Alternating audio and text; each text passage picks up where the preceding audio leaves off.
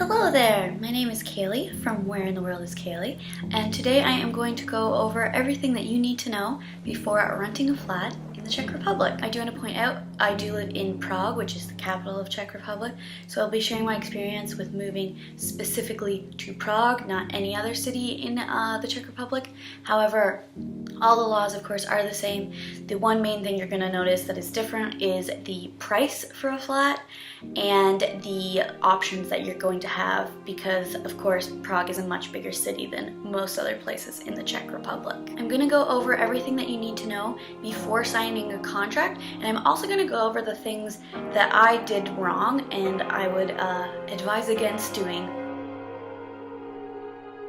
So assuming that you're an expat, you need to be very careful when signing a contract that you need to use for your visa. Co-op apartments, which is an apartment owned by more than one owner, if not every single owner has signed off on the lease, the foreign police will refuse your proof of accommodation for your visa, and therefore you're going to have a lot of issues with your visa. They sign contracts not knowing that the landlord that gave them the contract is not the sole owner, and they never inform them that it's a co-op apartment, and this issue doesn't arise until they show up at the foreign police, and then you're kind of in a time crunch to get everything done before your limit is up and your visa's not going to be valid. So when it comes to contracts, there are two main types. There's limited and unlimited. A limited contract is for a specific amount of time. So for example, a 1-year contract. An unlimited contract is when there isn't an end date on it. In my personal opinion, and this is just from my experience, an unlimited contract is kind of handy to have. The only thing being that during a 1-year contract, your rent is not allowed to be increased at all, whereas during an unlimited contract, it can be changed a bit.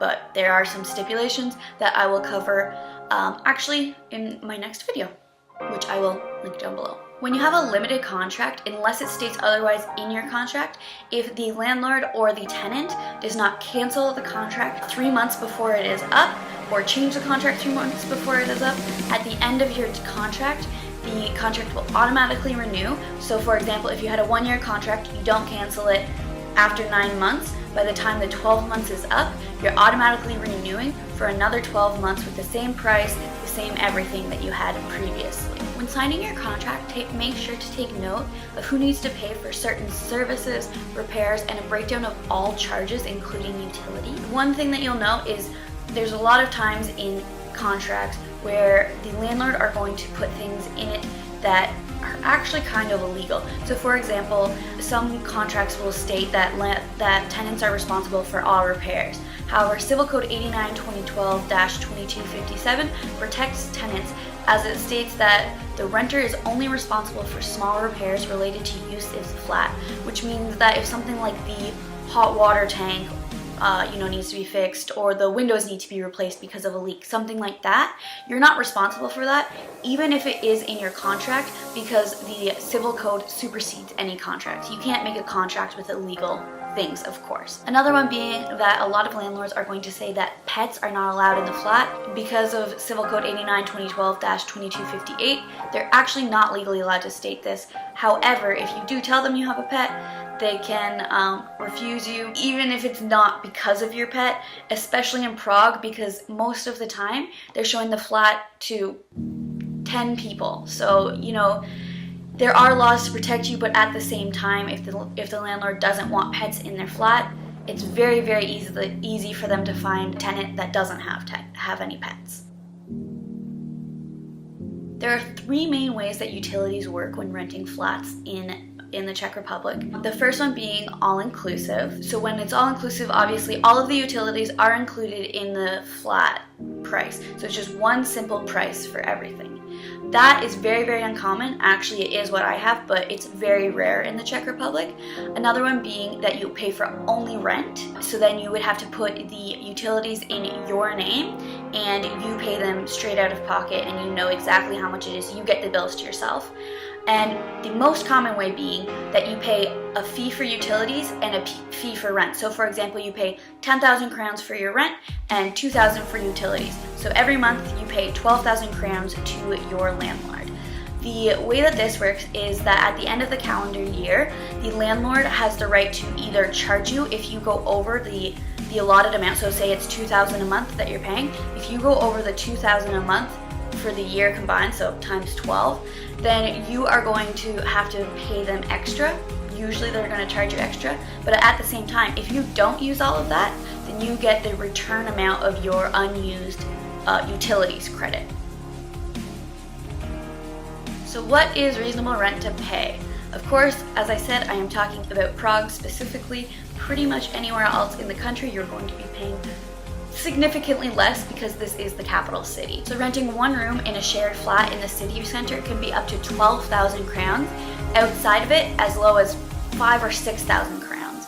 A full apartment in the city center is going to be north of 15,000. I've seen some as high as 30,000, but of course that's very much depending on the extravagance of the apartment. There's some very, very beautiful flats, large, right in the city center in Prague. The prices are astronomical. But outside of the city center, you're going to be looking at prices as low as 9,000 crowns for a flat. As an expat, it is common that we do end up paying more for rent. There's a few different reasons why.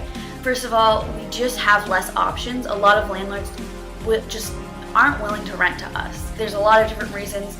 They feel like we, could get up and leave and go back to another country at any moment and, break our contract. But to me, the main one is if they don't speak the same language as you, it makes a lot of sense that they don't want to rent to you. It would be very difficult, if you're having issues with something broken in your flat. If you guys don't speak the same language, it's going to be very difficult. Just like in most other countries in the world, it is common to pay first and last month rent, as well as a security deposit when renting a flat in the Czech Republic. When it comes to subleasing a room from someone who rents an entire flat, make sure to go over everything involved, such as how utilities are split and paid, rules of the flat, and ask for a contract.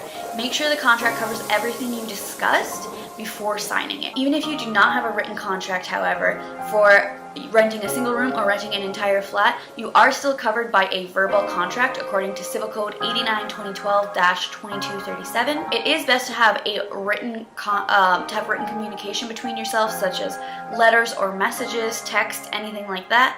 But proof of past payments at least will prove that you do have a verbal contract, although it doesn't show the exact circumstances of your verbal contract. Of course, having a written contract is always easier and better. So if it's possible, then get a written contract.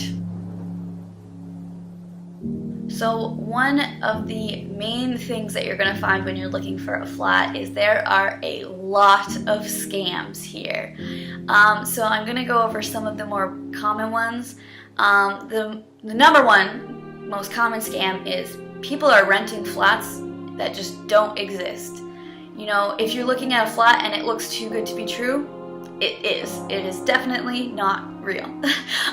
If you are speaking with somebody and they're trying to get you to pay rent before you see the flat, don't do it. There are actually some pretty good ones. Like, I've communicated with a few different people when I was looking for a flat, and of course I immediately realized that it was a scam. But I mean, they must be getting away with it with some people, otherwise they wouldn't keep doing it. But yes, they are definitely a lot of scams where people are renting flats that just don't exist and pressuring you into an agreement so that they can take your money before you see the flat, because they say it's really time sensitive. I've got like 2 more people looking at it today, so if you want it, you need to send me the money right now. Don't do it. Don't do it. Another one is that people are renting fully furnished apartments and they sign a contract that they think includes furniture, and they show up and the flat is completely empty. There's not a piece of furniture in it, and of course, if you're from another country, you probably aren't bringing your bed with you on the airplane, or driving all your furniture across a continent, anything like that. Another one is that people will be renting a flat for a reasonable price, and then the utilities cost is astronomically high, and then of course at the end of the year, when you ask for proof of your utilities, they refuse to show you and they refuse to refund your utilities, which is against the law, and I will kind of be covering that in my next video. And one more issue that's kind of not happening when you're renting, but it happens at the end when the contract is up and you are moving out. A lot of the times the landlords will refuse to return your security deposit. But of course, you are covered by that in a civil code as well. So I will be covering that once again in my next video. One of the best ways to avoid any of the issues that I have talked about is to hire a real estate agent. They also are going to find you flats that you're not going to be able to find yourself. One thing to note is a real estate agent does usually cost about 1 month's rent, but they do take care of everything start to finish. So they're going to help you find the place. They will give you a translated version of your contract into whatever language it is that you need, a legally translated version, which is very important.